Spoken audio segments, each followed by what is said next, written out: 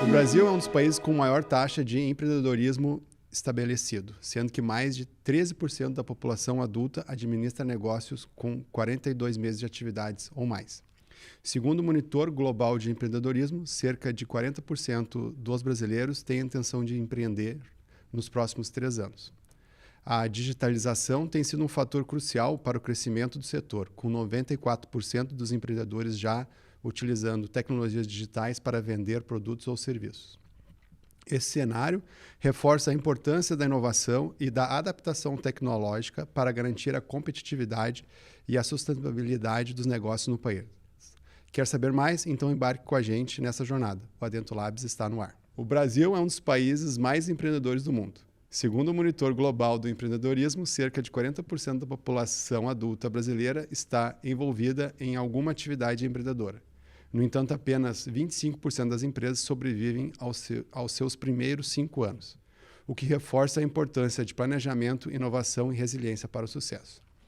E para enriquecer essa nossa conversa, temos aqui 2 convidados super especiais que conhecem bem dos desafios de empreendedorismo, que é o Gustavo Sudbrack, CEO e fundador do Slap Law e também é presidente do Comitê de Empreendedores da Anshan RS, especialista em inovação e gestão de negócios, e o Leonardo Fontolan, CEO da Fiotech Brasil, executivo com vasta experiência em internacionalização de empresas e tecnologia. Bom, então sejam muito bem-vindos, Gustavo e Leonardo. Obrigado. E aí, começando aí com nosso amigo Gustavo, né, que tem uma história aí bem bacana, aí, queria que tu compartilhasse conosco aí um pouco, né, porque empreendedorismo com advocacia, né, inovação, empreendedorismo, como é que conta um pouco para nós aí essa Boa. história? Obrigado, Ronaldo e todo o time adentro aí pelo convite. Uma satisfação gigante estar aqui. Valeu, Léo, por estar dividindo a bancada aqui. O Léo também é presidente, né, dos comitês da Anshan. Na verdade, o presidente dos presidentes. Não, ele é do presidente dos presidentes. Presidente né? do comitê de presidência. Olha o nível, né? O Então, convite, assim, será que eu vou ser presidente dos presidentes? Presidente aqui, né? dos presidentes. Gustavo, Então, é o nosso grande líder. Cara, bom, o tema de empreendedorismo é super importante. No meu dia a dia, o escritório é focado em empreendedores de pequeno e médio porte. Então, desde o início, quando a gente começou o escritório, essa era a ideia. E contando um pouquinho do escritório, enfim, da nossa jornada, eu tinha advogado já em empresas, em escritórios tradicionais, fui funcionário público e também já tinha tido umas atividades empreendedoras, acabei indo morar na China por um tempo, a gente estava contando aqui. Quando eu voltei da China, eu estava decidido que eu queria advogar de uma forma diferente. E aí, olhando para o mundo, né, vendo o que tinha de tendência, como é que a advocacia podia caminhar, quando a gente voltou, acabei montando com um sócio um escritório com uma pegada muito inovadora para o direito, obviamente, né, não é nada inovador para mercados normais, porque o direito é muito tradicional, tem muitas travas. Então, a gente sempre pegou, cara, como é que a gente transforma um escritório mais parecido com uma empresa? Então, focando em gestão, inovação, modelos mais fluidos de trabalho. E desde sempre, o nosso público foram empresas de tecnologia, que são empresas que crescem muito rápido, precisam de capital externo, falando de startups, principalmente. Então, nesse tempo, cara, a gente falou com muitas empresas. Eu estava pensando aqui, fazendo uma digressão, a gente atendeu mais de 250 empresas. Cara, devo ter falado com uns 500, 600 empreendedores nesse tempo. Então, um tema muito importante, muito legal para mim, de inovação e empreendedorismo, e é um pouquinho da nossa história, todo dia falando com empreendedor. E que ano que tu foi para a China? 2015 a 18. Não foi pouco tempo, hein? 3 anos. 3 anos, 3 anos. Mas o que tu foi fazer lá? Cara, fui acompanhar minha esposa que trabalha na Renner e aí foi morar lá, a gente foi junto. O escritório, então, existe desde 2019. Então, foi um escritório que já nasceu moderno, sem livro no fundo. Fala mandarim ou não? Não fala. Fala um pouquinho. E Léo, cara, tu conta um pouco da tua experiência aí de Fiotech, né? Porque teve um processo aí de internacionalização, né? Que tu teve... O objetivo de tu ter ido para a Fiotech foi para internacionalizar a Fiotech? Não foi só com esse objetivo, né? Eu entrei em janeiro de 2009, a empresa tinha 5 anos e pouco ali, na época com 16 colaboradores, e o gerente geral, digamos assim, que tinha sido o funcionário número 001, que era um colega de apartamento, né, do Anderson, que é o fundador, ele saiu da empresa, foi trabalhar com o pai dele, e o Anderson estava precisando de alguém para ajudar na gestão, na administração da empresa como um todo. Então, eu entrei em janeiro de 2009 e aí a gente fez um planejamento ali, uma estratégia. Entendemos que o mercado norte-americano era o maior mercado do mundo para o nosso segmento. E em maio a gente abriu a empresa na Califórnia. E foi através da Anshan. Inclusive, a gente se associou na Anshan em 2009. Para fazer a ponte. E nós abrimos o escritório lá nos Estados Unidos através da Anshan. Isso foi em 2009. Em 2005 eu tinha morado já na Califórnia. Então, a ideia era que eu fosse morar nos Estados Unidos.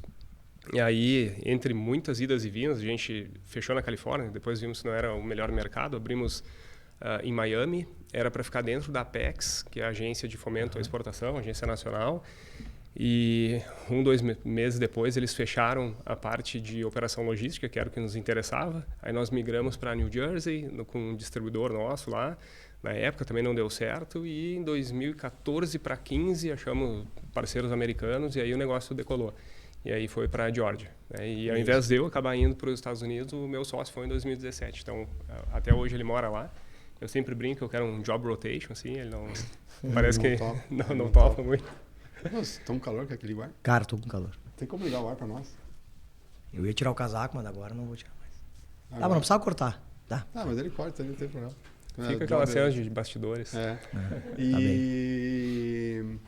Mas eu sei que tem uma história bacana aí nessa internacionalização de vocês aí, que é um pouco do modelo americano, né? Olhando o produto Fiotech, né?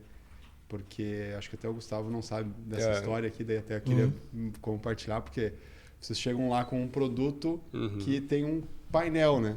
Sim. Exato. E aí tu chega lá, na verdade, o americano, ele não quer o painel. Ele quer que fique escondido dentro do painel. É que o modelo tradicional dos Estados Unidos, então, explicando um pouquinho o nosso equipamento, hoje a gente chama de VCU, que é Vehicle Control Unit. Antigamente era ECU, que é Engine Control Unit. Então, um equipamento eletrônico que gerencia motores, basicamente, na época.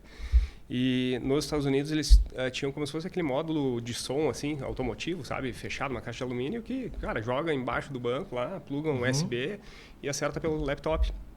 E desde o início, assim, a gente foi fazendo, desde as primeiras unidades, a configuração ela era feita via unidade, primeiro com os botõezinhos. Aí em 2014 nós lançamos a primeira ECU touchscreen do mundo e a gente chegou na feira... Não, 2014 não, desculpa, 2009, 9 para 10 ali. E 2012, não, 2009. 2009 foi a nossa primeira feira. Abrimos lá, fomos para a PRI, Performance Racing Industry, maior feira automotiva do mundo. E na época era em Orlando. E a gente apresentava aquele produto, eles olhavam assim, não, isso aqui é só um display, é só o dashboard, né? Tipo, onde que está a ECU mesmo? Cara, tá aqui dentro, aqui tem um mapa, tudo, sensor. E os caras... É que no mercado norte-americano não é assim, né? Então, cara, vocês tinham que fazer assim, a caixinha fechada, é assim que a gente usa. E aí, 2010, aqueles mesmos brasileiros lá, naquela mesma feira, com um stand um pouquinho maior, eles passavam vocês aqui de novo, deixa eu ver o que vocês têm. Ah, pois é, mas não é bem assim.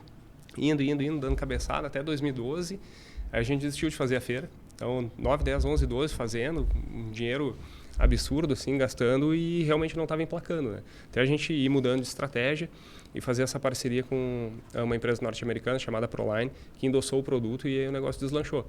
Mas hoje, todos os produtos são baseados na tela, né? Então, a gente até o americano. Até o americano. Tem alguns ainda que não são, né, para ter diversidade, mas o pessoal foi migrando. Então, a gente insistiu numa ideia que a gente entendia que realmente seria algo disruptivo, né, e seria o futuro. Então, a gente não quis copiar os concorrentes, que nos Estados Unidos estavam muito à frente, né, na época, e a gente foi fazendo do nosso jeito e realmente foi uma receita de sucesso, mas muita resiliência assim, no meio do caminho. Né? Esse é o empreendedorismo, né? Deixa eu fazer uma 2005, vocês foram? 2009. 2009 a gente abriu a empresa lá, mas fomos emplacar mesmo o produto em 2015, 6 anos depois. 6 anos depois. Com a Proline. Com a Proline. Proline. E até uma vez escutei já do Anderson falar que, na verdade, a Proline comprou Fiotech, eles queriam um OEM para continuar imprimindo como Proline lá nos Estados Unidos. Eles decidiram não manter como Fiotech. Cara, ali teve muita conversa desde 2013, quando a gente conheceu eles. Aí a Proline, 2 clientes nossos aqui do Brasil compraram os Promodes, carros tipo de 5 mil cavalos, compraram da Proline e eles queriam que a Proline utilizasse Fiotech nos produtos, nos carros ali, né? E a Proline, não vou usar uma injeção brasileira nesse meu motor aqui, custava, sei lá, $100 mil só o motor. E aí a gente passou a conversar e realmente o nosso produto na época não atendia as especificações, mas a gente entendeu o que precisava e a gente foi evoluindo. O nosso core é P&D, né? Pesquisa e desenvolvimento, muita inovação. Então a gente foi avançando o produto. Quando o produto estava praticamente pronto, que era aquele produto que a gente estava tentando entrar nos Estados Unidos, a Proline queria um private label para eles, né? Queria fazer uma injeção Proline. Mas, se a gente vendesse o produto para eles, o projeto, como que a gente vai entrar? E aí foi conversando até entender o melhor modelo. Então, muita mudança de estratégia. E aí nós vendemos 50% da Foiltech USA, que é a distribuidora dos Estados Unidos, para a Proline. Então, eles eram nossos sócios, 50-50. E agora, janeiro de 2025, a gente recomprou a operação. Em função, inclusive, da cheia, enchente. A gente foi super atingido aqui em Porto Alegre. E a gente sentiu que eles ficaram receosos. E, realmente, se a empresa aqui falisse, lá ia junto na hora, né? Ah, sim, porque eles dependem da produção daqui, né? Então, foi uma boa oportunidade. Ficou um negócio bom para ambos os lados. E hoje a operação voltou 100% para nós. Legal. Deixa eu pegar um pouco assim... operação, posso fazer uma pergunta? Claro. A operação produz aqui e manda para lá. Exato. 100% desenvolvido aqui, então toda a parte de P&D, hardware, software, firmware, aqui no Brasil e produzido aqui também, porque tem uma vantagem competitiva muito grande em termos de custo, mão de obra qualificada. Então é 100% produzido aqui. Ano passado a gente abriu uma unidade na Holanda também, para nacionalizar o produto. Lá a gente está com um operador logístico. Manda os produtos para a Holanda, nacionaliza, digamos lá, né? E aí pode mandar para a União Europeia como um todo. E agora a gente está com um plano aí, talvez, para a Austrália e Oriente Médio. E abrir também esses pontos estratégicos. Assim. Mas fora isso, a gente já exporta para mais de 100 países. Santa Cruz para e no Japão, na Ásia, não é muito forte lá? No Japão tem. A parte de drift é muito forte no Japão. Forte. Na China que a gente ainda não penetrou. A China não tem essa... Eu te dizer, a gente tem um certo receio, assim, sabe? Vai mandar para lá. É que a China ele vai copiar de primeira, né? Exato. Não tem. É da cultura dos caras. Então... Inclusive já entrou no Brasil um produto muito semelhante, era uma cópia descarada também vindo da China. Que a gente conseguiu via jurídico, né? Marcas e patentes, tudo mais. Segurado. E pegando um pouco desse gancho aí dos desafios do empreendedorismo, né? Então, na opinião de vocês aí, que são os principais obstáculos aí que os empreendedores aí enfrentam no Brasil, né? O Gustavo aí que falou com 250 empresas aí nos últimos... Bom, tu trouxe vários dados ali, né, do empreendedorismo. O problema do Brasil é muito empreendedor, mas por necessidade, né? Então é muito por falta de oportunidade que o cara acaba empreendendo. Então os números até são um pouco deturpados. Então por isso que morre muita empresa, porque o cara não tem muito, né, o cara não tem muita base para começar, né? E a educação no geral, né, cara, é difícil empreender. Pegando aí casos maiores e desafios maiores, né? Enchente, por exemplo. Cara, tinha dias que tu olhava, não é possível, né, cara? Não é possível que isso está acontecendo. Bom, os dois negócios de vocês foram impactados, fundados, né? Claro, em outra proporção, né? Sim. Porque o nosso é um escritório. Mas, cara, é desafiador demais. E aí o Brasil tem toda a complexidade tributária, tem a complexidade trabalhista, que pega muito forte, não só dos contratos, do risco trabalhista, mas com a dificuldade de contratar, né, cara, mão de obra qualificada. Parece que mais de 90% das reclamatórias trabalhistas no mundo é no Brasil. É isso aí. É mesmo? Mais de 90%. Cara, desesperador. E aí tu não consegue... Então, assim, o cara que empreende, ele tem que ser meio lunático, assim. Ou ele precisa muito, ou ele é um cara muito confiante. Se a gente conseguir separar, eu acho que os muito confiantes são os caras resilientes, têm muita base e prosperam com mais força, assim, sabe? Mas... O Brasil, cara, tem um cenário gigante pra gente empreender, porque tem, né, a pirâmide de Maslow lá, cara, toda a base, né? A gente tem muita coisa. Aqui empreende no ultra high, né, do entretenimento lá, que é o cara que investe em carro grande. Mas a gente tem muita oportunidade na base, né? E agora a parte tecnológica, então, cara, o Brasil precisa se desenvolver e a gente tem que investir muito nesse braço, né? Os empreendedores... cara, a gente precisa de empreendedores, na verdade é essa, né? As pessoas acabam esquecendo que quem paga a conta é o empreendedorismo, né? São as pessoas empregando gente e pagando imposto e desenvolvendo o país. E trazendo soluções, né? A gente tem um país que, desde a infraestrutura até a parte mais de pesquisa e desenvolvimento é muito precária, né? As próprias universidades estão precarizadas. Então, cara, a gente precisa muito do empreendedor para tudo. A gente precisa do empreendedor para a base, para a infraestrutura e para chegar lá no topo para poder vender tecnologia para fora como eles fazem. Então, acho que o desafio cara, primeiro o cara tá preparado e aí o segundo dessa complexidade tributária, trabalhista e tal, e é grana, né? Capital muito caro no Brasil, muito caro e para a grande maioria das pessoas inacessível. Então, na época ali das startups, até conseguia... Muita gente que não era startup conseguia grana porque tinha bastante liquidez no mercado, né? Tinha juros era muito baixo, então os caras botavam dinheiro em qualquer coisa. Agora 15% a Selic, cara, é difícil. Nem negócios muito bons o cara quer botar dinheiro, né? Aliás, os fundos que têm capital, eles só estão investindo agora porque eles são obrigados, porque senão o cara tira o dinheiro de volta. Porque quando tu comita no fundo, tu é obrigado a investir por um período. Só que hoje não vale a pena. Os fundos estão, cara, melhor é deixar o dinheiro parado. Só que o investidor quer muito mais que 15%, porque se for 15% ele deixa na conta dele, né? Ele quer vários múltiplos do capital. Então, mas o desafio é, cara, a complexidade do sistema tributário e trabalhista, falta de mão de obra preparada em geral, assim, pessoas boas. De novo, o exemplo deles foi o Tech que eu acompanho na internet e tal. Tem muito cara com mestrado, doutorado, engenheiro e tal, produzindo desenvolvimento, fazendo produto na base de vocês, e aí você consegue vender para fora. Isso não é comum, né, cara? Mas, cara, o investimento é altíssimo, né? Folha de P&D, assim, é astronômica. E se eu pudesse agregar, até na parte tributária mesmo, eu acho que hoje um grande risco para empreender no Brasil são questões fiscais e tributárias, onde nem mais o passado é certo, né? Então, você tem uma causa lá dada pela União que você pode, sei lá, tirar algum imposto da base ICMS, da base PIS/COFINS, seja o que for. E aí você tem lá a decisão do STF, o que for, e você segue aquilo, mas pode ser que eles retroajam daqui 5 anos e volte. Tem outro entendimento. E tem outro entendimento. Tu tem que pagar aquele imposto. E aí tu tem que pagar aquilo, multa, juros. E, cara, essa parte é muito complexa. Sem contar a complexidade em si do sistema tributário, né? Por isso, a reforma tributária aí vai vir super bem, se for bem conduzida, mas que é muito difícil. Eu lembro um CEO Fórum com o Jorge Gerdau, ele falando, na época a gente estava querendo abrir empresa nos Estados Unidos. E ele comentou que ele tinha no escritório, na operação dos Estados Unidos, da Gerdau, ele tinha 2 pessoas para cuidar da área fiscal tributária. E no Brasil ele tinha mais de 80. E é isso, sabe? Então, aí encarece, custo do Brasil, enfim. Dificulta o negócio, né? Porque daí muita gente fica na informalidade, isso acontece muito até para acessar capital, né? Um desafio grande, cara, é acessar capital.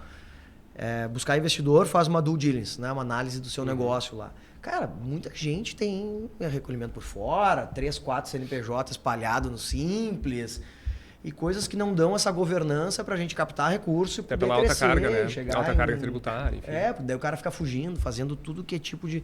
Aí tu diz para um cara desse, cara, tu tem que internacionalizar, tu tem como chegar lá na frente, eu tenho que investir em P&D e tal. Cara, não tenho margem para isso, eu não tenho caixa, eu não tenho... Não sabe nem por onde começar algumas vezes, porque então, tanta dúvida tributária. Eu não consigo ter a priorização de ir para fora, porque eu não resolvi dentro de casa ainda, né? Então, acho que a dificuldade é realmente o mais básico do empreendedorismo, que é a complexidade do cara conseguir só trabalhar no produto. Cara, só quero ter um serviço e um produto bom. Cara, para fazer isso no Brasil...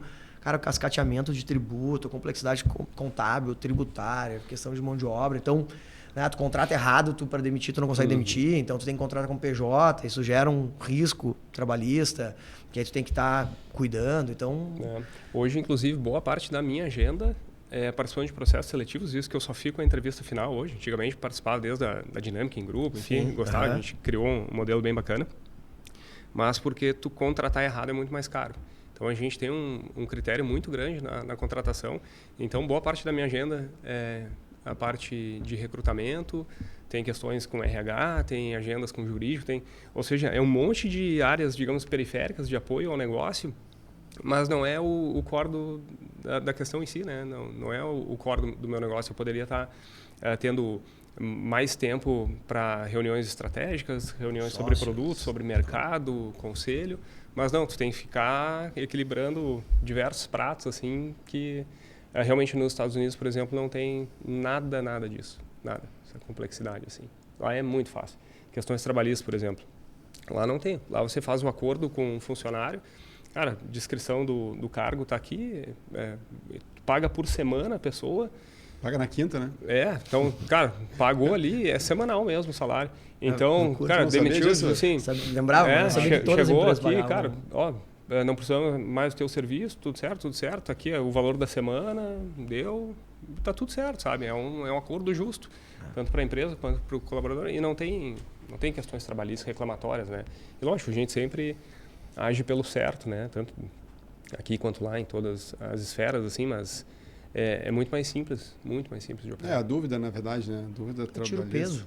Tira o peso da operação. Se puder trocar as coisas rápido, né? É difícil, cara, vou trocar a pessoa, puta, mas será que vale a pena? Aí tem tem que mandar para o RH, ele vai fazer toda a retenção, cálculo trabalhista, repercussão jurídica.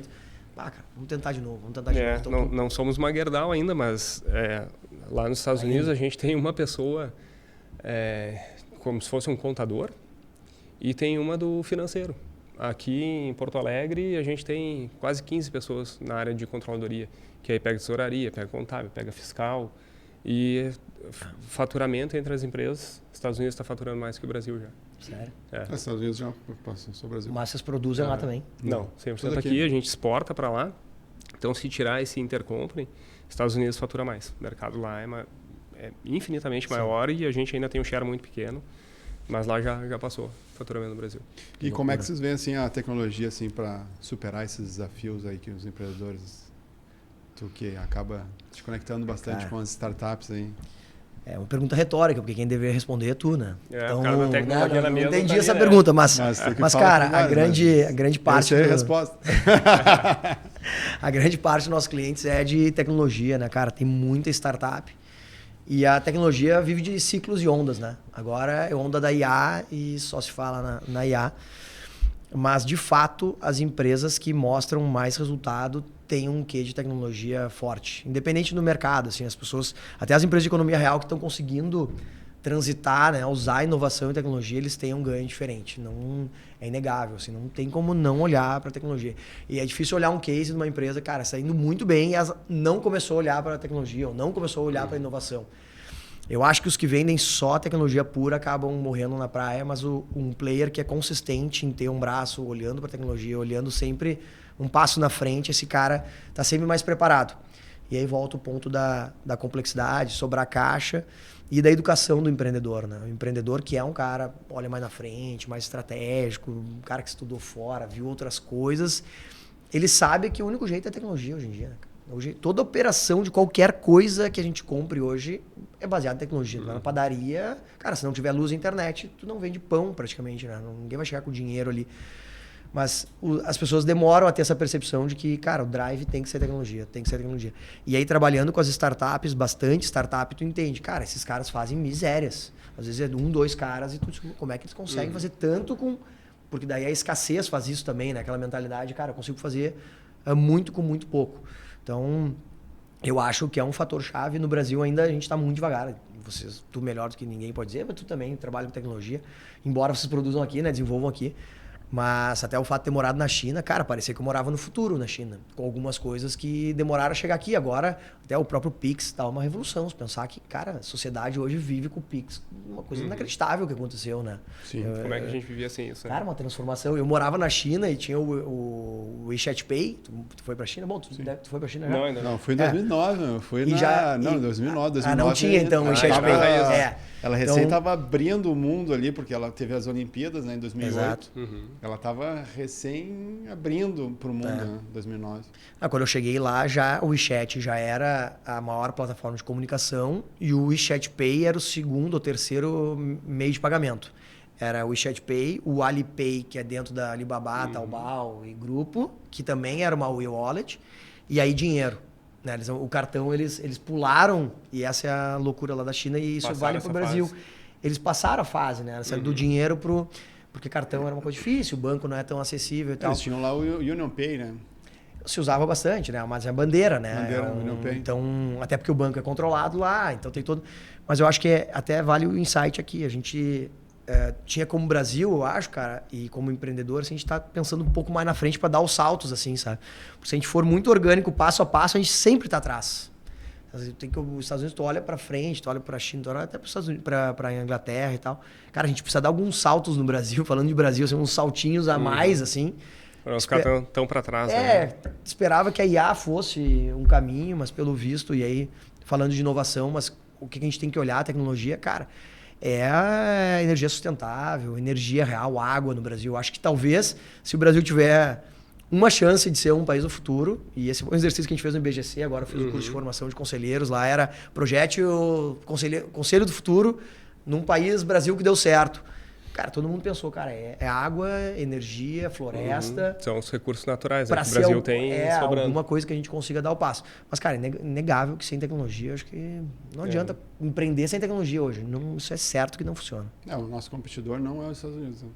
Eu estou olhando assim, falando, tu fala de inovação, cara, a gente não pode olhar os Estados Unidos como benchmark para nada, entendeu? Porque, cara, os projetos deles estão em outro nível. Tu pega agora, a gente teve no CEO Forum ali, cara, o Star Cloud. Cara, os caras têm um projeto de mandar container de data center para o espaço.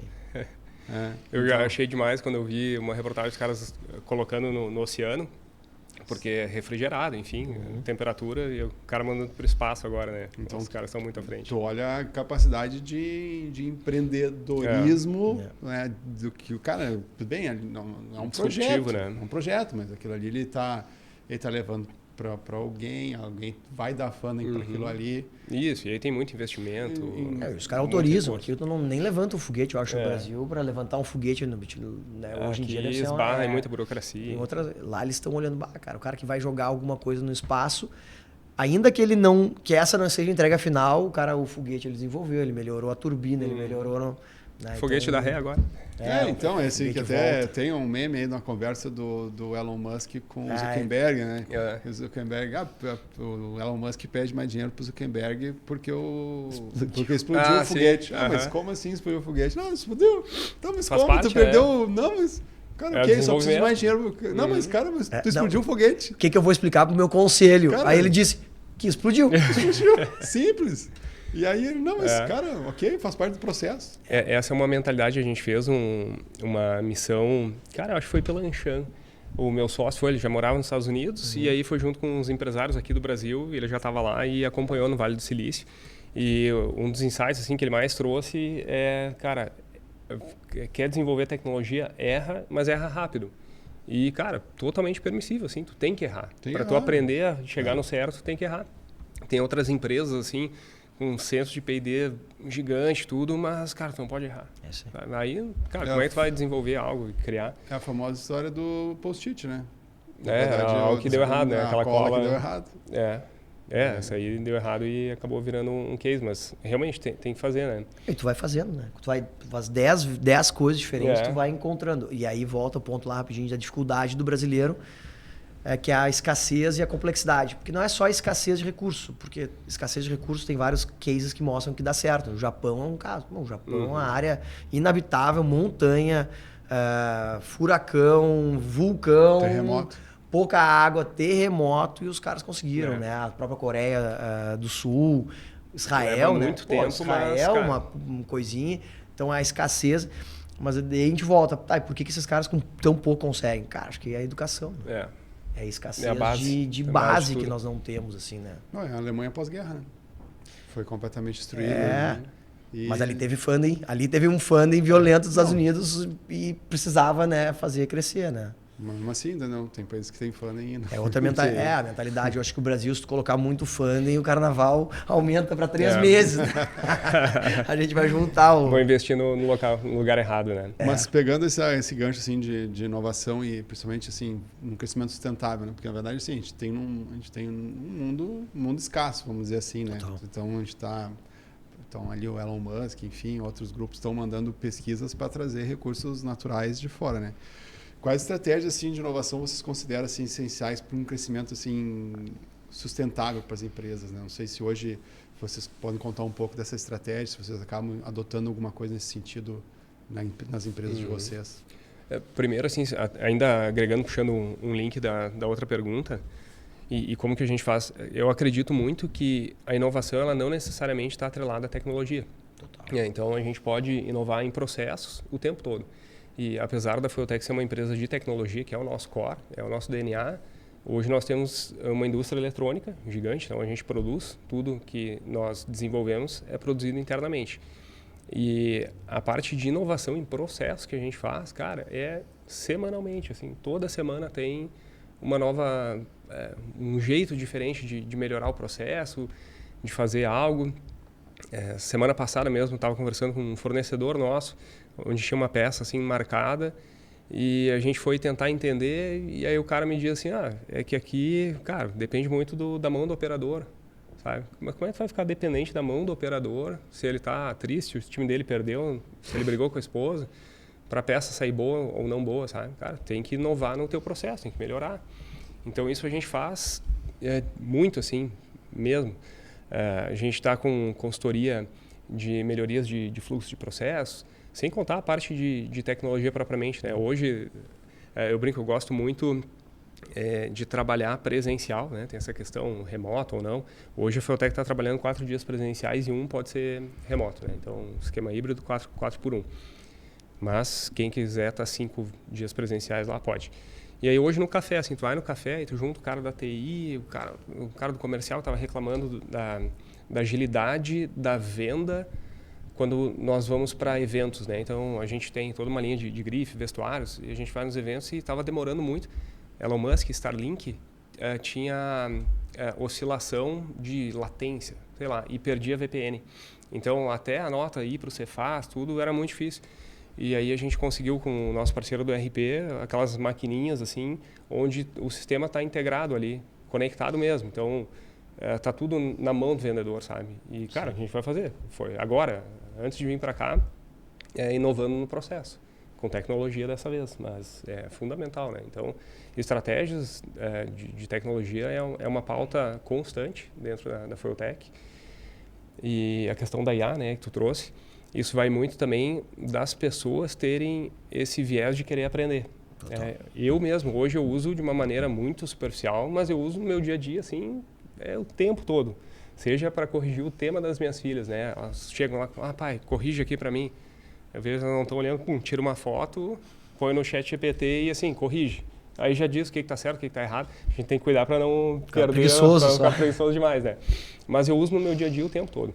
E dentro do nosso núcleo de P&D, a gente já tem uma área específica trabalhando em inteligência artificial para colocar dentro dos nossos produtos e nos nossos processos. Então, hoje, nós desenvolvemos dentro do Slack, aquela ferramenta de comunicação, onde o nosso atendente, o cara do suporte técnico, ele recebeu uma dúvida. E o cara pode ser um atendente júnior, assim, como que eu faço a instalação de tal produto ou em tal carro? Ele digita ali no chat, ele puxa dos vídeos do YouTube da Feutech, do YouTube do Anderson, ele puxa de todos os manuais e já dá ali o que precisa. Se quiser, ele recorta um trecho de vídeo para mandar para o cliente. E aí o nosso tempo de atendimento caiu, sei lá, de 40 minutos para 5. Então, é inovação em processo e produtos, né? Esse ponto da inovação em processo, falando, já que a gente falou do Musk algumas vezes aqui, não sei se vocês leram o livro dele, e ele é um cara implacável na linha de montagem, né? Ele fica caminhando, as pessoas vão embora, ele dorme na fábrica, ele fica pensando. E tem uma regra lá, que eu não sei quanto é, mas normalmente ele chega pro cara e diz, corta 20% da mão de obra, corta 20% da energia. E os caras, cara, não tem como cortar. Então, os caras vão lá, testam, ele não quer saber, não fala comigo até cortar, e vai embora, e berrando, e vai embora. E aí ele volta. Daí agora assim, não dava para cortar 20%. Cortei só 15%. Ele viu? Cara, põe 5% de volta, não tem problema. E aí os caras vão à loucura com ele. E se dá mais, às vezes ele diz, cara, consegui 20%, então vamos 25% porque deve dar. E é isso, né, cara? É o cara ser um... Claro que ele tem todos os... Ele fez isso, inclusive, no governo agora, né? Quando ele entrou no governo, ele fazia foi mais drástico, uma lista, né? E pegava a lista, assim, todos os funcionários tinham que preencher a tua semana. O que tu faz? Me comprova, assim, no teu dia a dia. Ó, tipo, fico 5 horas respondendo e-mail, sabe? E aí, cara, olhou... isso aqui é, como diz o Thales Gomes lá, é buchitagem. Corta fora. E cortou. Se precisar, recontrata. Se precisar, recontrata. Aí demite 30 e recontrata 5. Deve ter sido 30 mil, recontrata 2 mil, 3 mil. Mas um pouco disso. Acho que, cara, perenidade de negócio passa por estar sempre inovando. E aí, muito bom pontuar, porque as pessoas confundem, né, inovação e tecnologia. Cara, inovação é fazer uma coisa diferente que gere valor. Tem um livro, Inovação Radical, que é do Pedro Weingarten, né, aquele que fala, cara, tem vários tipos de inovação, óbvio, né? A incremental e tal, a radical, a disruptiva e tal. Cara, tu tem que estar sempre tentando inovar e não necessariamente por tecnologia. Tu, às vezes, tirando de um lado, colocando no outro, refazendo um processo. Mas o processo, eu acho que tem que estar sempre revisando e sempre revisitando. No meu caso, é muito difícil, porque processo de serviço são pessoas, né? Tem tecnologia, a gente usa, a tecnologia usa IA no escritório, tenta usar cada vez mais. Mas é difícil que são pessoas. As pessoas acabam se acostumando e ficar sempre revisitando e cortando o processo. Cara, é sempre uma demanda de energia. Mas é o que vai levar a perenidade, né? Que tem a ver a mesma coisa do caixa, né? Cara, você tem que estar gerando caixa positivo, porque caixa é rei, né? Os caras falam, cara, margem, caixa é rei. Então, assim, acho que esses mantras, assim, acho que é buscar eficiência, né? Melhorar processos. E aí tem um acréscimo aqui só, acho, de governança. Assim, olhando para negócios que são mais duradouros, eles têm algumas bases bem estruturadas. E aí pode ser a governança em geral corporativa, mas a governança jurídica, contábil, financeira e de pessoas. Tem 4 pilares que eles precisam estar de pé, né, cara? A gente tem que estar olhando para fazer as coisas certas no jurídico, as coisas certas na contabilidade. Se algum desses pilares começa a ficar meio bambo, numa empresa crescendo, em algum momento ela entorta. Então, acho que governança, que é um conjunto de boas práticas, né? Adequada a cada momento. Tem governança corporativa para startup. O que é importante aqui? Cara, principalmente contrato de sócios, alguma coisa de P&D, de PI, né? Que é importante. Contrato com o cliente, que é o que gera a tua receita. O resto é meio que frufru, né? Aí depois tu aumentou. Cara, aqui tem que ter coisa dos sócios muito organizados, os contratos com os colaboradores bem organizados e tal.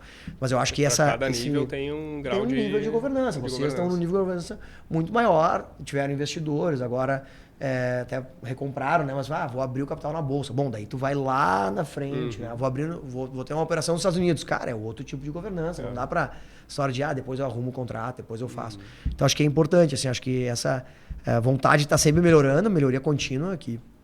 O Léo falou ali da consultoria de processo, está sempre melhorando, buscando como ter melhor eficiência, e tem a ver a tecnologia, né? Para quem não é core a tecnologia, mas acaba meio que sendo isso, está sempre usando tecnologia para melhorar e, cara, buscar uma base de governança. Eu acho que, cara, eu estou estudando cada vez mais e acho que isso tem muito a ver, assim, cara, o empreendedor que fica até um pouquinho mais chato, um pouquinho mais conservador, olhando para, cara, não vou deixar aquele contrato mal feito, não vou deixar aquela conversa com aquele sócio que eu não quero ter nunca e deixo passar, deixa de qualquer jeito. Cara, essas questões mal resolvidas do passado, assim, a contabilidade mais ou menos, depois cobra o preço. Entendi.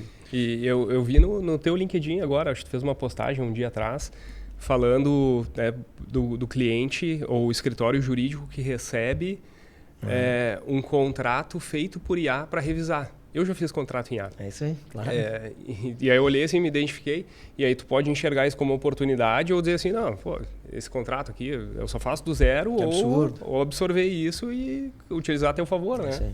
Então, esse é o ponto. Eu vi esse post também e pensei, pô, mas os caras são espertos, eu nunca tinha pensado nisso. Eu já recebi uns 2 ou 3 de clientes falando, fora os que não falam, né? E aí o meu time meio que se dividiu, cara, tem 2 caminhos. Ou a gente reclama e fica sem o cliente e sem entender o novo mundo, ou a gente diz, cara, eu reviso, tenta achar o que tu agrega naquela relação. Porque se o contrato realmente não é o substrato, cara, onde é que está o meu valor como advogado? Então... E eu acho que é isso. Nesse caso, um terceiro está me pressionando, né, a mudar. Às vezes, a gente, quando está muito confortável, cara, se o inimigo não está vindo de fora, é melhor tu achar um inimigo dentro, porque senão, daqui a pouco tu tá... Teu concorrente acha e... fica muito vulnerável. Deixa eu pegar um pouco, assim, muito mais da questão da cultura organizacional e do mindset das lideranças, né? Como é que vocês acham que isso impacta, sabe, na inovação dos negócios, né? Até tem um livro lá, A Mentalidade do Fundador, né? Que fala muito de esse eu indico nas minhas palestras. Tem um slide sobre esse livro. A empresa cresce, eu acabei lendo por causa disso. Mas pega muito do crescimento das empresas, né? Elas estão muito relacionadas a tal fundador próximo ali, né?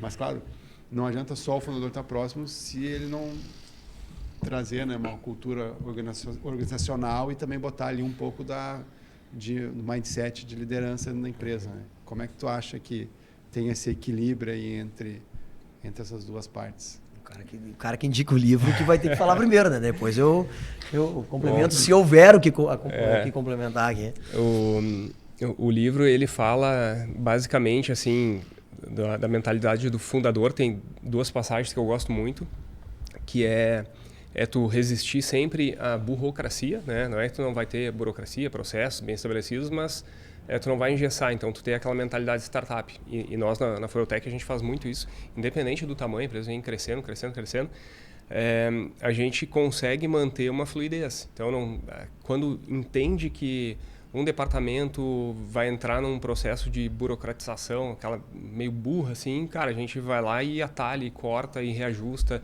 e faz um fluxo para ele ser fluido. E o outro, eles falam muito da linha de frente. Então, tanto eu quanto o Anderson, a gente está, cara, em todos os eventos, a gente vai em feiras, a gente vai nas corridas e a gente está ali dentro entendendo a dor do cliente realmente, né? Então, é isso que faz essa cultura também de inovação. E agora e por que nós mudamos a estratégia, né? Antes a minha ideia era que eu fosse para os Estados Unidos, tocar a empresa lá, mas a gente entendeu que os Estados Unidos realmente estavam muito à frente do Brasil e a parte de produto, ela é do Anderson. Então, ele é o cara, junto com o pessoal de P&D, suporte e tal, traz a tecnologia para dentro do produto. E como os Estados Unidos realmente, ele estava 20 anos à frente do Brasil e a gente veio encostando. Então, tanto nos eventos lá, ele entende qual é a demanda, consegue pensar na frente e a gente consegue pensar em soluções para o cliente que ele mesmo não conseguiu ver, mas a gente entende a dor e, sabendo do potencial do produto, a gente desenvolve algo. É a mesma coisa que o Henry Ford falava, né? Se perguntasse para as pessoas especificamente assim, o que você gostaria, eles iam falar um cavalo que ande mais rápido. O cara foi lá e fez um carro. Então, a gente procura trazer coisas à frente do mercado, mas aí pegando, né, cultura, DNA, liderança, tu tá na frente do negócio. E em 2020, ali na pandemia, um grande player norte-americano abriu o IPO na bolsa, comprou um concorrente nosso, depois outro player foi vendido para a Bosch Motorsports e outro para um fundo de investimento. Das top 5 mundiais só sobrou foi o Tech. Todas essas que foram compradas, os donos saíram da operação. Cara, degringolou o negócio, porque perdeu a essência dos fundadores. Então, o que adianta pegar, botar um executivo lá, um CFO para tocar a empresa? Esse cara não vai na pista da corrida, ele não vai entender. A gente está agora... Você encontrou na Stock Car? Na Stock Car. Cara, na Stock Car, assim... Todos os carros da Stock Car usam um FT7000. Esse ano é FT700, que é o nosso novo produto. Eu tenho um 0 a mais. A próxima, quem sabe, tá fazer o 7000. o produto. E, cara, mas a gente está lá, assim, às vezes virando noite, sabe? E acontece, então tu tem que ter essa vontade do dono do negócio, sabe? E contratar pessoas que tenham esse DNA também, e aí tu faz a cultura. Por isso, cara, que eu não abro mão das contratações. Entrevista final passa por mim. Pode ser um jovem aprendiz ou um diretor. Entrevista final eu tô ali para garantir essa cultura. Vou pegar tua resposta aqui. Cara, diz muito sobre os negócios, principalmente na fase 10 para 100 ali, né? Que é o que os caras... Do 1 pro 10 é um empreendedor maluco fazendo o que dá e tal. Do 10 pro 100 é quando começa a estruturar tudo. Mas ainda tem um quê muito forte de crescimento. Né? Depois do 100, normalmente, ou o cara é comprado, é vendido. E aí o founder começa a perder relevância até sai fora do negócio. E aí desse 10 pro 100, eu tava vendo um material que eu nunca tinha visto, cara. Tem aquela PLG, né? Que é Produto Led Growth, né? Product Led Growth, que é o produto digital te ajuda a crescer e tal. E tem o Founder Led Growth. Eu não sei se o cara inventou, eu tava lendo um material sobre o G4. Tá. Que é o quê, cara? Que é o founder levar a empresa para o crescimento. E tu falou exatamente o que ele definiu ali. Cara, o fundador tá ali. Ele é o cara que conversa com todo mundo, que conhece o produto, conhece o que faz, conhece o mercado. E não é à toa, ele foi o cara que fundou, entrou muito cedo, ajudou a modelar aquilo ali e ele acaba inspirando. E aí eu acho que a cultura tem muito a ver com isso, né? E o G4 tem muito essa pegada, né? Tu falou que viu ali, tá o Thales Gomes, o Alfredo Soares e o Bruno Nardon. E eles estão ali no dia a dia. No dia a dia, eles estão lá no dia no último dia, na meia-noite, eles estão lá então ajudando a vender. No lado bom, no lado ruim, ser um cara que inspira os jovens, né? Os mais jovens ou o pessoal. Em algum momento começar, eu acho que a parte da mentalidade de liderança que é o mais difícil é começar a treinar a sucessão, né? Eu acho que daí depois é o segundo passo, que o cara começa a ficar mais afastado, fica mais rainha da Inglaterra, assim, né? Porque o cara vai em tanto evento, tem vezes que... Cara, o cara vai em evento. Hoje eu passei o dia, cara, eu fui no escritório, fiquei 1h da manhã, 1h da tarde. Porque eu fui assim, cara, se eu não tiver conseguido passar o que eu entendo como operação, como negócio, para os meus sócios ali, em algum momento isso vai quebrar. Então, assim, a importância da cultura, né? Quanto mais tu te afasta da operação, mais forte tu tem que ter deixado essa cultura para não enfraquecer, né? Mas eu acho que no 10 pro 100 ainda é muito importante a figura do dono. E é só ver as empresas que seguem esticando a corda porque tem alguém ali obstinado, empurrando e porque ama, né? A gente estava falando antes do teu produto, né? Cara, envolve paixão, assim. Então, as pessoas que trabalham, todo mundo trabalha. Mas não adianta. Se vocês estivessem deixando de ir nas corridas, não gostassem mais de carro, cansei, agora eu quero olhar para barco, agora eu só ando de Uber. Produto serve para barco também. Serve para barco, não, agora eu só ando de Uber. E, cara, os caras vão, eu troquei só o carro elétrico e só ando de Uber e tal. Os caras... serve para carro elétrico também. Ah, também? Pô, já estão também fazendo? Tem FT, cara. A gente tem a FT ali. Então aí, ó. Então o elétrico tá valendo a pena aí também. Já podemos operar nesse mercado. Mas, cara, eu acho que é isso. O dono... Aquela história do olho do dono engorda, isso aí. Não é mais... Acho que mudou, né?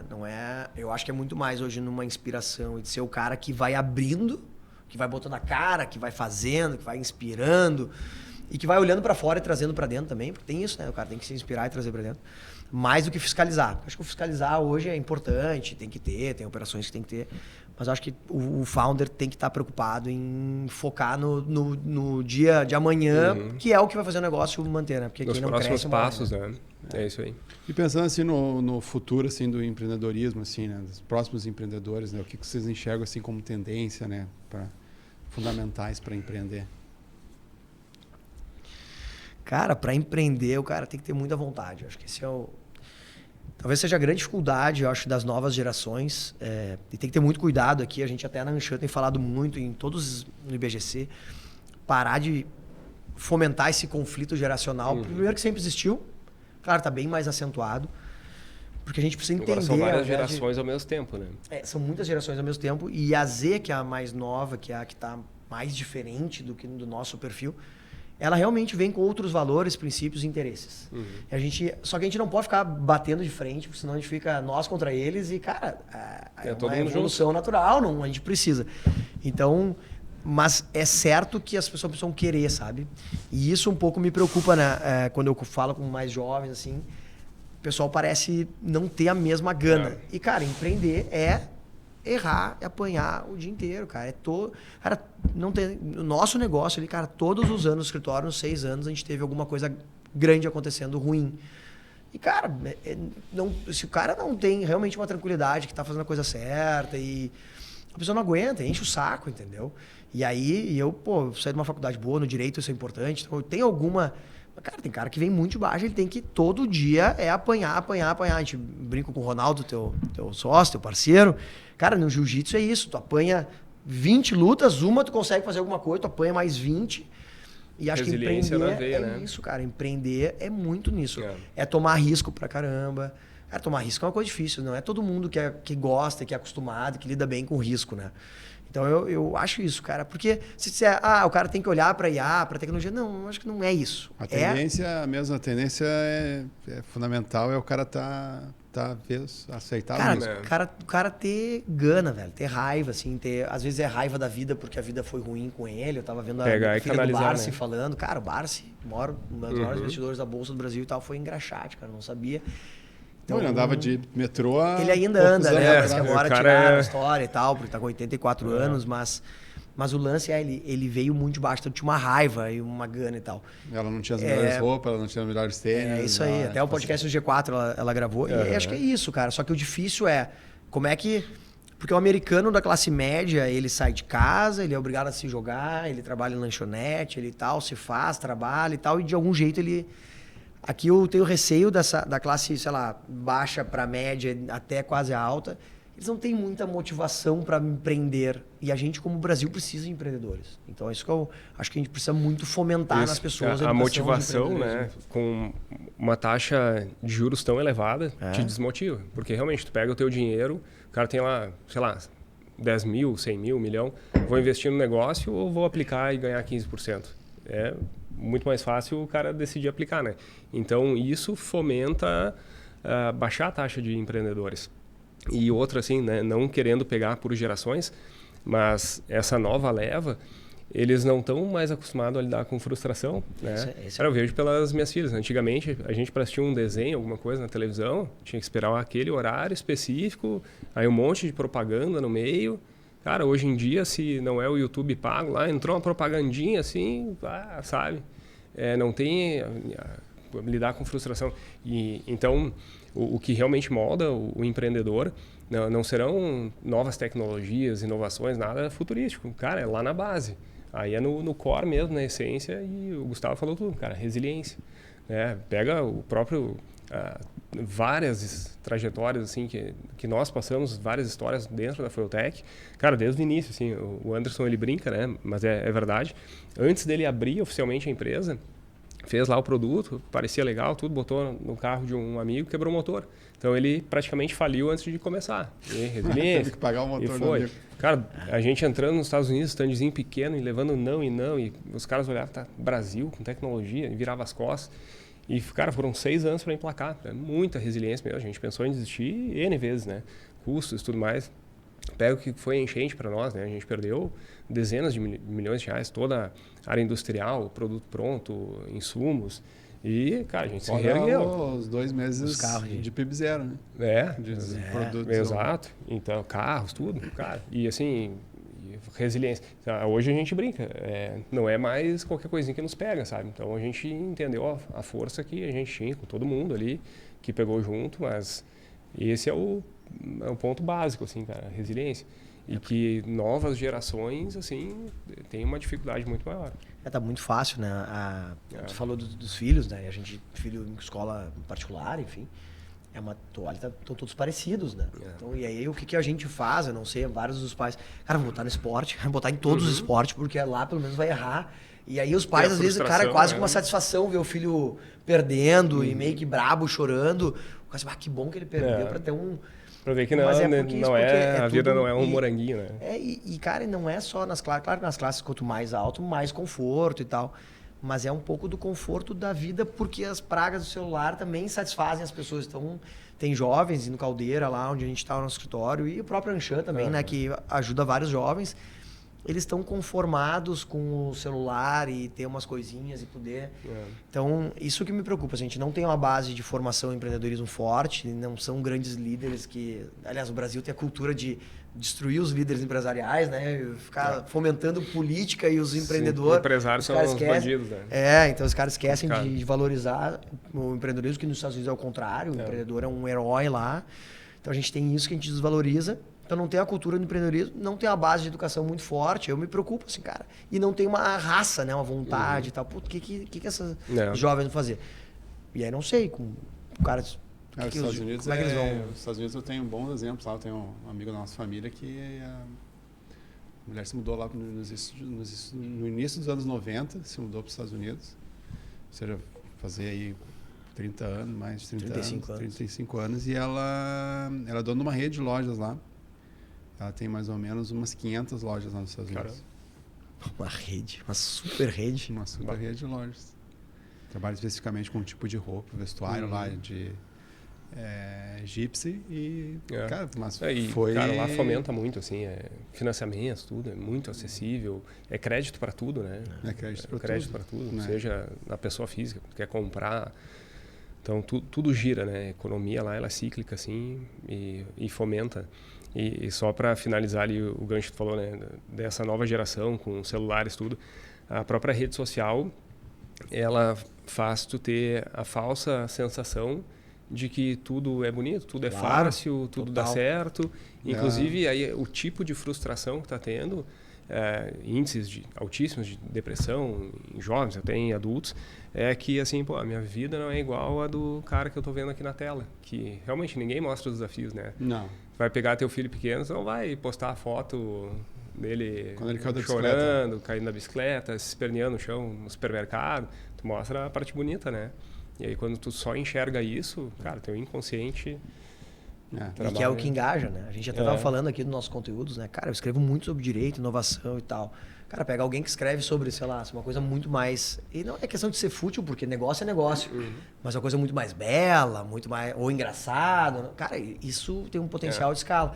E isso engaja e as pessoas só ficam vendo isso. O problema não é a rede social. É que o cara fica 40 horas ali só vendo bobagem. Porque eu fico, cara, na rede social bastante, porque eu gosto de produzir. Mas, cara, eu olho, tento pensar em como melhorar o negócio, como fazer coisa, cara, ver uma coisa ou outra de, sei lá, futebol, esporte. Mas tem um filtro, né? Pelo menos a gente tenta porque a gente tem compromissos. Os jovens, em tese, não tem compromisso. Daqui a pouco fica uma tarde ali e tu não vê, cara. Eu ponho os alarmes, né? 1 hora limitada a rede social no meu celular. E vários dias eu cancelo ele. Mas pelo menos eu sei, puta, já fico aí 1 hora nesse negócio, cara. Como é que pode? E 1 hora é um monte, né? Às vezes o cara não acha 1 hora no dia pra fazer academia, não acha 1 hora pra, sei lá, pra sair com os filhos, pra brincar com os filhos. Então, é um pouco preocupante essa prisão que fica, né? E essa recompensa rápida que os caras falam, né? A dopamina barata. Isso aí. A dopamina barata. A geração dopamina, né? E, cara, e que conselho, assim, pontuando, pode pontuar, né? Que conselho vocês dariam para quem está iniciando essa jornada do empreendedorismo agora? Fora a... Da cara a tapa. Da cara a tapa. Cara, tem vários, né? É difícil dar um, assim. Não, mas pode dar alguns se quiser, não tem problema. Bom, primeiro ponto que eu acho que, cara, ir sozinho é muito difícil. Acho que eu vou ficar nesse, assim. Cara, sozinho é difícil, assim. Eu acho que o cara tem que tentar ir com alguém, assim. Acho que essa ideia de ser muito sozinho, assim, eu acho super complexo, muito mais difícil. Às vezes o cara passa 1 ou 2 rápido, mas depois demanda muito e eu acho que faz sentido ter sócios. Então, e aí, sociedade, é muito importante ter sócios complementares, né? Perfeito. Às vezes não adianta tu ter o mais do mesmo, assim, os caras pensam iguais, tem que ter um contraponto, assim. Mas em prol do mesmo lado, né? É isso aí. Que tu vá pegando forças paralelas e que andem para o mesmo sentido, né?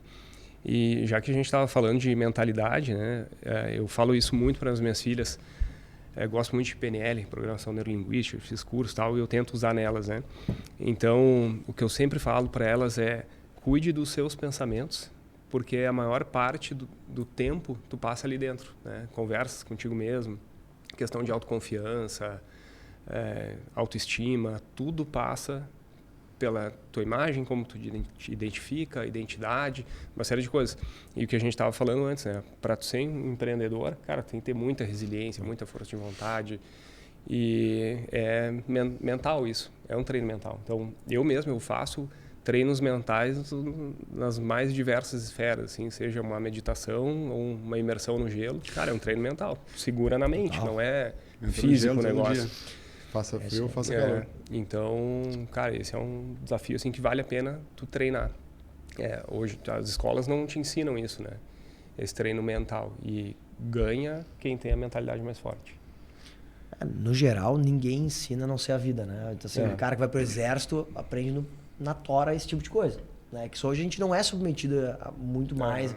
Antigamente os treinos eram na rua, ou o cara nadava. Meu pai disse que remava no Guaíba ali. Cara, inverno e verão, né? Porque não tinha roupa de borracha. Sim. Eles mergulhavam um blusão de lã, molhado, botavam no corpo e saíam a remar.